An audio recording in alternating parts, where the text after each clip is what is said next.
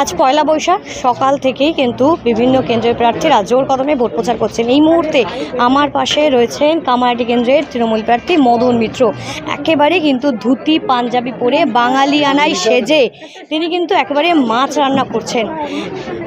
দাদা, আমি একটু জিজ্ঞেস করবো যে মাছ রান্না করছেন সকাল থেকে, আজকে প্রচারের ফাঁকে এই যে মাছ রান্না, কেন হঠাৎ মাছ কেন? মাছ খাবে, রামকৃষ্ণ ঠাকুরকে দেবো এবং আমরা মাছ ছাড়বো না।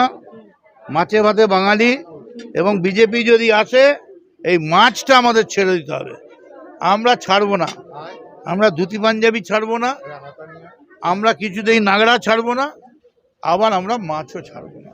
আমি একবার বলবো আমার ক্যামেরা পার্সনকে দেখাতে যে একেবারে ধুতি পাঞ্জাবি পরে একেবারে কিন্তু রাজকীয়ভাবে সেজে বলা যেতে পারে তিনি কিন্তু ভোট প্রচার করেছেন সকাল থেকে। তারপরে তিনি এখন মাছের ঝোল রান্না করছেন সেখানে কিন্তু, এবং সেটা পুজোয় নিবেদন করবেন এমনটাই কিন্তু বলছেন। এবং ইতিমধ্যেই তিনি আচ্ছা, একটা বিষয় আমি একটু বলবো দাদা, বিজেপিরও বলছে যে এই যে মাছ খাবে, মানে বিজেপি ক্ষমতায় এলে মাছ খাওয়া বন্ধ হয়ে যাবে, এইটা ন্যারেটিভ ছড়ানোর চেষ্টা করছে তৃণমূল। এবং এটা বিজেপি প্রার্থী অরূপ চৌধুরী তিনিও আজকে প্রচার করে এটা বলেছে।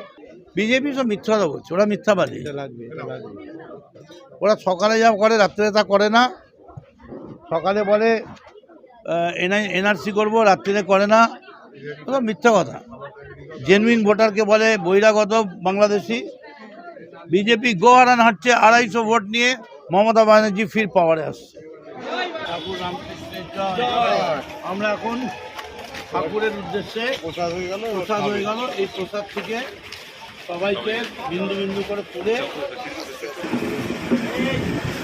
এই মুহূর্তে কিন্তু প্রচার চলছে এবং প্রচারের ফাঁকে তিনি কিন্তু তার কর্মীদের নিয়ে এই মুহূর্তে কিন্তু দক্ষিণেশ্বর মহামিলন মাঠের সেখানে এসেছেন। সেখানে এসে কিন্তু তিনি ভোট প্রচারও করেছেন। তার পাশাপাশি তিনি নিজের হাতে মাছের ঝোল রান্না করে রীতিমতো খাইয়েছেন এবং পুজোতে তিনি নিবেদন করবেন।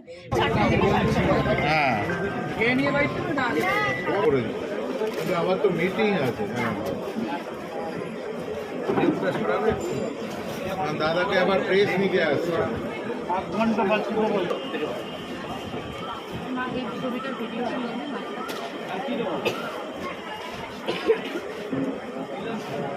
তোরা কেনে